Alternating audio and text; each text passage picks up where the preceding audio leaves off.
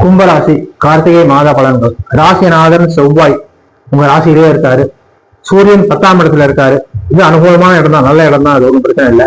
செவ்வாய் ஆரம்பத்துல கொஞ்சம் சுமாரா இருந்தாலும் டிசம்பர் 6ஆம் தேதி அன்னைக்கு செவ்வாய் மாறி நல்ல இடத்துக்கு வந்துடுறாரு, நல்லா இருக்கு.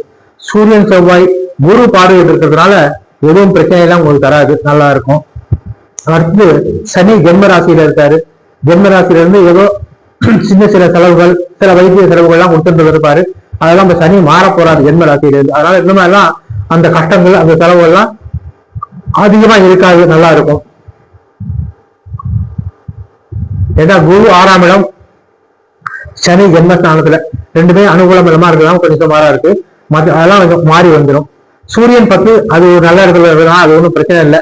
ஏன்னா அவர் ஒரு பிரச்சனை இல்லாம கொஞ்சம் நல்லதை கொடுக்குறாரு. ராகு கேது உங்க ஜென்ம ராசியில ராகுவும் 7ஆம் இடத்துல கேது இருக்கும். இது குடும்ப ஒற்றுமையில அப்பப்ப சின்ன சின்ன இதெல்லாம் வந்தாலும் அது உடனே சரியாயிடும். செவ்வாய் ஆரம்பத்துல செலவுகள்லாம் கொடுத்தாலும் பின்னாடி அதனால கொடுக்கும். வீண் செலவுகள்லாம் ஆரம்பத்துல செவ்வாய் கொடுத்திருந்தாலும் செவ்வாய் டிசம்பர் 6ஆம் தேதி மாறப்போகுது. அதுக்கப்புறம் உங்களுக்கு பிரச்சனை நல்லாவே இருக்கு.